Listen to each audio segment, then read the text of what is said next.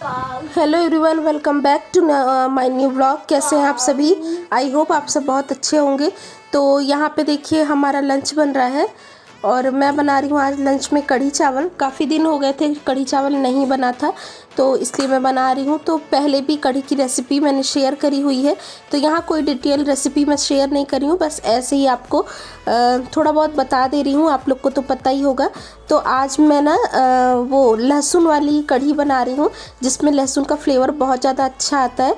और पकौड़े मैं इसमें डालूँगी बिना प्याज के। तो ज़्यादातर टाइम ऐसा होता है कि मैं जो पकौड़े डालती हूँ ना, वो प्याज वाले बनाती हूँ। तो आज ना प्याज मैं नहीं डाल रही हूँ, और इसकी जो कढ़ी का होता है घोल ना, उसमें मैं लहसुन का यूज़ करूँगी। तो बहुत ही अच्छी वाली ये वाली भी कढ़ी बनती है। तो कढ़ी की जितनी भी वेरिएशन होते हैं ना, उसमें सब में थोड़ा थोड़ा सा चेंज होता है, स्लाइट चेंज होता है, लेकिन थोड़ा सा भी चेंज कर देने से हर बार कढ़ी का फ्लेवर अलग ही आता है। और कई तरह की कढ़ी बनाई जाती है, गुजराती, पंजाबी, मारवाड़ी, बिहारी स्टाइल। तो और हर किसी का अपना टेस्ट होता है और हर किसी के बनाने का तरीका अलग होता है। तो मैं हर बार अलग अलग तरीके से बनाती हूँ। तो नॉर्मल वही बेसन का घोल तैयार कर लिया था, उसमें थोड़ा सा मैंने खाना सोडा डाला था, जिससे कि हमारे पकौड़े बहुत ही सॉफ्ट बनते हैं। और थोड़े से ही तेल लिया है मैंने, क्योंकि पकौड़े थोड़े से ही बना रही हूँ, और ताकि बाद में मुझे निकाल के ये तेल कहीं और ना रखना पड़े, और इसी में मैं अपनी कढ़ी भी छौंक दूँ इसलिए। और उसके बाद देखिए थोड़े थोड़े से 4-4, 5-5 पकौड़े 6-6 डाल डाल के मैं इसको फ्राई कर ले रही हूँ।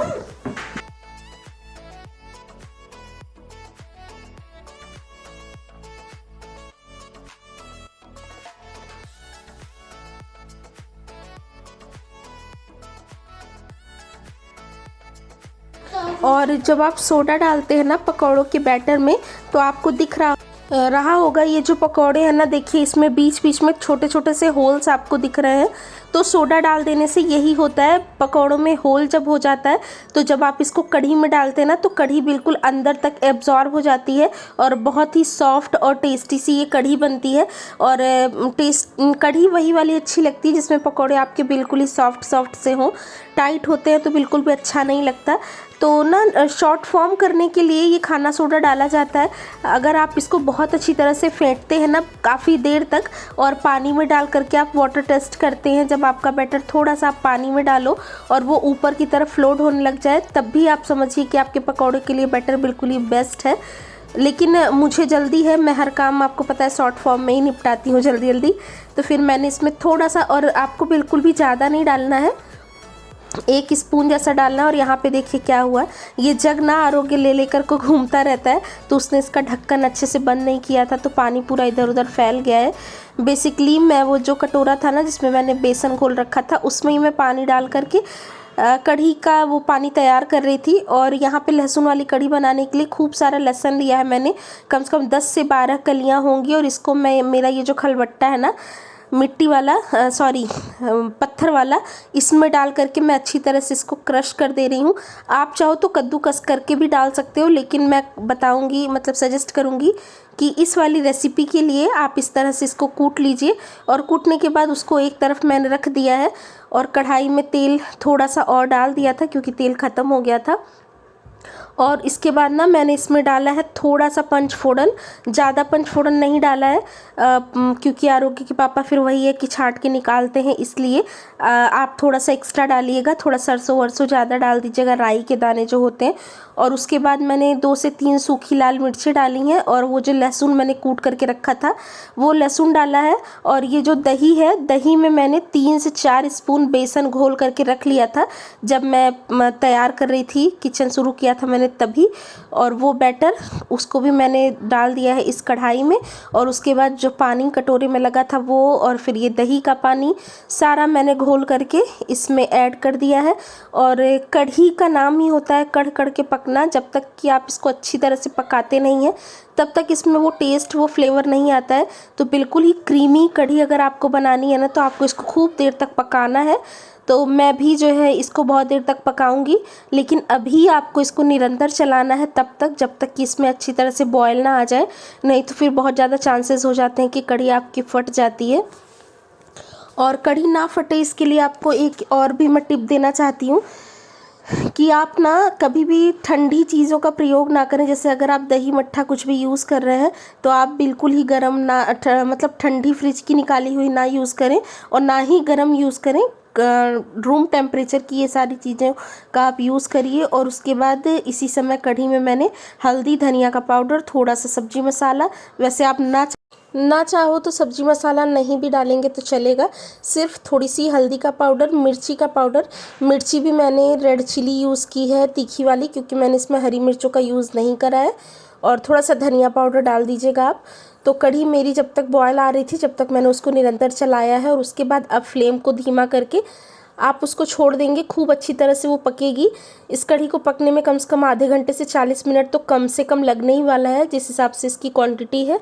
अगर आप क्वांटिटी ज़्यादा डालेंगे तो आपको थोड़ा सा ज़्यादा टाइम भी लग सकता है। मीनवाइल यहाँ पे मैंने चावल भी धो करके चढ़ा दिए हैं। तो ये कढ़ी चावल, छोले चावल, राजमा चावल, ये सब चीज़ लंच के लिए बहुत ही ज़्यादा एप्रोप्रिएट होती है। और चावल भी मैंने रख दिए हैं, तो दोनों ही चीज़ें एक साथ हो जाएंगी। मीनवाइल मैं यहाँ पे अपने बर्तन भी फटाफट से धो ले रही हूँ।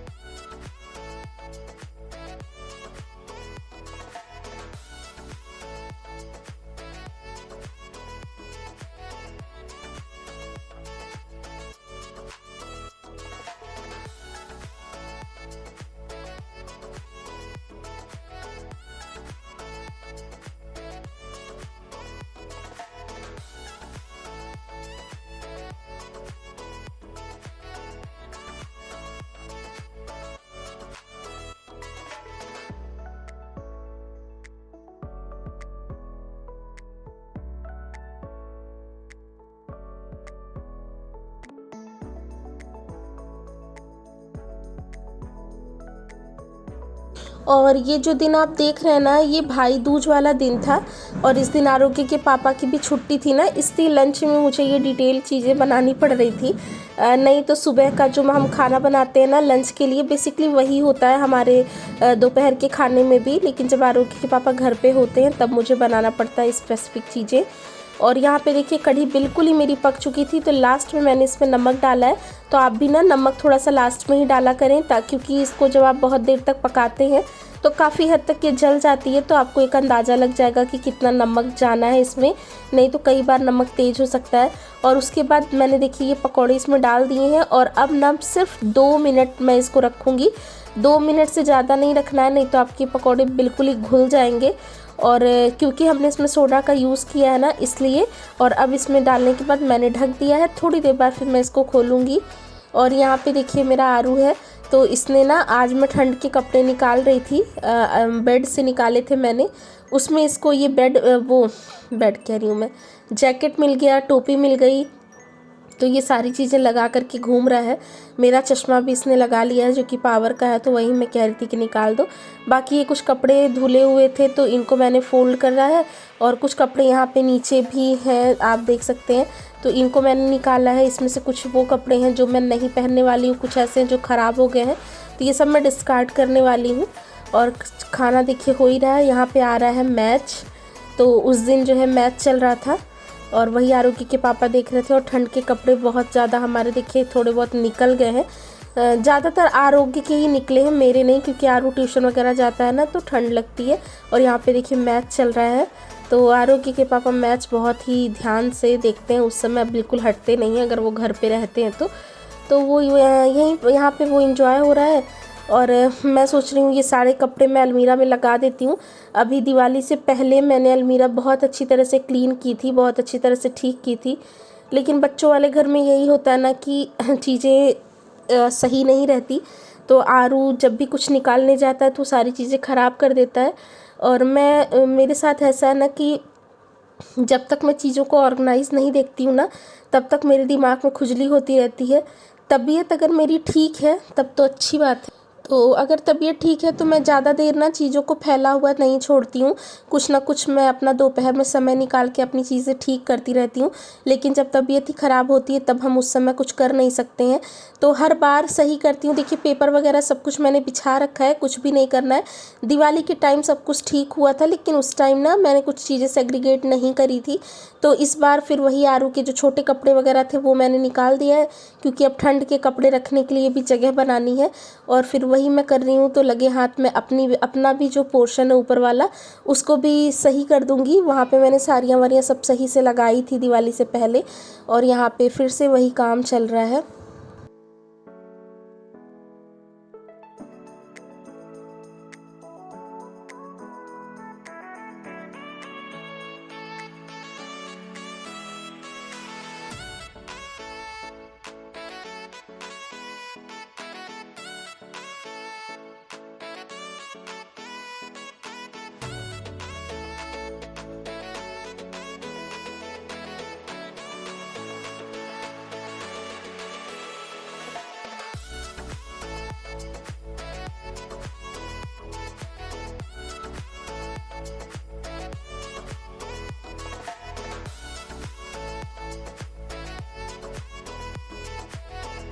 तो आप ये जो ऊपर वाला पोर्शन देख रहे हैं ना, यहाँ पे ज़्यादातर मेरे ही कपड़े रहते हैं, और नीचे वाला जो आप देख रहे हैं वहाँ पे आरू के रहते हैं, उसमें कुछ ब्लाउज़ वगैरह मेरे हैं। तो यहाँ पे वही मैं कह रही थी, जैसा कि मैं छाट रही हूँ तो आरोग्य के पापा को मैं वो चीज़ें निकाल के दे रही हूँ जो मुझे बोरे में भरनी है। तो कई चीज़ें ऐसी हैं जो मुझे ना थोड़ी सी टाइट होती हैं, कुछ ऐसी हैं जो थोड़ी सी पुरानी हो गई हैं। तो मैं ना यहाँ पास में ही जो एक है जहाँ पे कूड़ेदान रखा जाता है, तो बोरे में ना खूब अच्छी तरह से पैक करके मैं वहीं पे डाल देती हूँ। तो अगर उसमें बहुत सारी चीज़ें ऐसी भी होती हैं जो अगर रीयूज़ करना चाहे तो कर सकते हैं। तो ऐसे तो मैं स्पेसिफिक किसी को नहीं देती, क्योंकि पता नहीं कोई पहनेगा नहीं पहनेगा, तो मैं डाल देती हूँ। अगर किसी को ज़रूरत होती है अपने आप से तो कोई ले जाता है, नहीं ज़रूरत होती तो फिर वो कूड़ेदान में ही जाती हैं। और जो चीज़ें सही होती हैं, जो कहीं से फटी वटी नहीं होती, तो वो हमारे यहाँ एक अम्मा जी आती हैं, फिर उनको मैं दे देती हूँ। और यहाँ पे देखिए सारी चीज़ें निकाल करके अलमीरा बिल्कुल मैंने खाली कर दी थी। साड़ी वाला पोर्शन मुझे टच नहीं करना था, क्योंकि वो तो बिल्कुल ही सही थी। तो ये वही साड़ियाँ हैं जो मैं कभी कभी पहनती हूँ, कभी कभी क्या मतलब ना के बराबर ही पहनती हूँ। और बाकी बहुत सारी साड़ियाँ मेरे बेड में और इधर उधर रखी हैं। तो साड़ी पहनने का वैसे तो मौका ही नहीं मिलता, और मौका मिलता है मन भी करता है। तो ब्लाउज़ वगैरह सब बहुत छोटे हो गए हैं, टाइट हो गए हैं, तो इस वजह से नहीं पहन पाती हूँ। मैं सूट ही ज़्यादातर पहनती हूँ। तो यहाँ पे वही जो पुराने हो गए हैं थोड़े से उनको अलग रख रही हूँ, जो बिल्कुल थोड़े से नए हैं उनको अलग रख दिया है। और ये देखिए मेकअप बॉक्स, तो चीज़ें एक बनाओ तो दूसरी बिगड़ती रहती हैं। इसका चेन खुला ही था तो इसकी चीज़ें भी गिर गई थी, इसको भी मैंने इसमें रखा है। और तब तक मेरा चावल भी हो गया था, कढ़ी तो पहले ही हो गई थी, उसको मैंने बंद कर दिया था।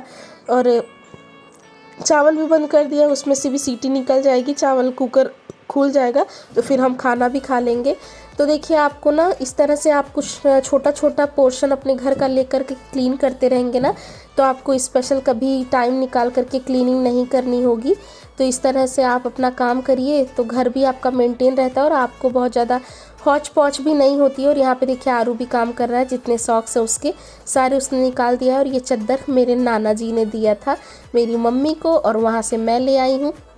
नाना जी ने मम्मी को दिया था तो उन्होंने यूज़ नहीं किया, क्योंकि ना ये बेडशीट बहुत हैवी है, काश्मीरी है, इसमें वर्क बहुत ज़्यादा है। और उस समय ना मेरे मायके में वॉशिंग मशीन नहीं थी, तो हाथ से धोने की वजह से मम्मी ने इसको खूब अच्छी तरह से पैक करके रखा हुआ था कि जब तो निधि की शादी होगी तो देंगे। तो फिर शादी हुई तो मैं इसको अपने साथ ले आई थी, क्योंकि भूख लगी होगी आरोग्य के पापा को भी।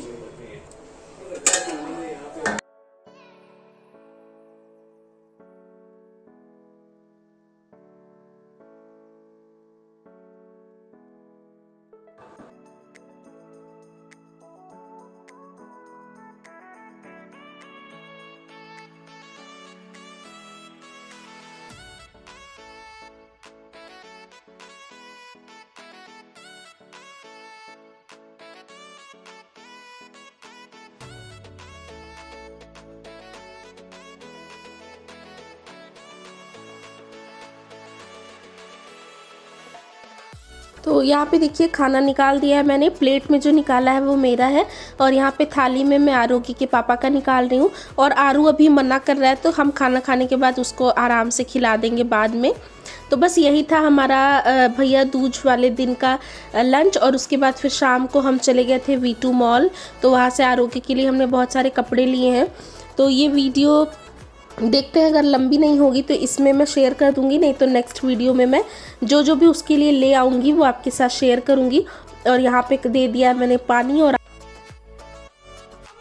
तो जी अभी हो गई है शाम और चाय हम लोगों ने पी ली है। और अभी हम जा रहे हैं आरोगी के लिए थोड़ा बहुत कपड़े लेने। कपड़े ऐसे घर में पहनने के लिए उसके लोअर वगैरह चाहिए, तो वही हमें लेना है। और आरू रहा ये, आरू गुस्सा हुआ है, ये कह रहा है मुझे गाड़ी चाहिए। और हम कह रहे हैं अब तुम्हें कुछ गाड़ी नहीं मिलेगी। तो ये कह रहा है मैं नहीं जाऊंगा कपड़े खरीदने भी। चलोगे? नहीं। तुम्हें क्या लेना है? नहीं लेना है। कौन सी गाड़ी लोगे? मैं आवाज वाली कार लूंगा। पापा तो नहीं दिलाएंगे। दिलाएंगे। मैं खुद में तो चलिए जी देखते हैं, जैसा होता है आगे आपके साथ शेयर करती हूँ। तो V2 से मैं क्या लेकर के आई थी ये मैं आपको नेक्स्ट वीडियो में ज़रूर दिखाऊंगी। तो मिलूंगी आपसे जल्दी नए ब्लॉग में। जब तक के लिए take care and bye bye. Subscribe करो।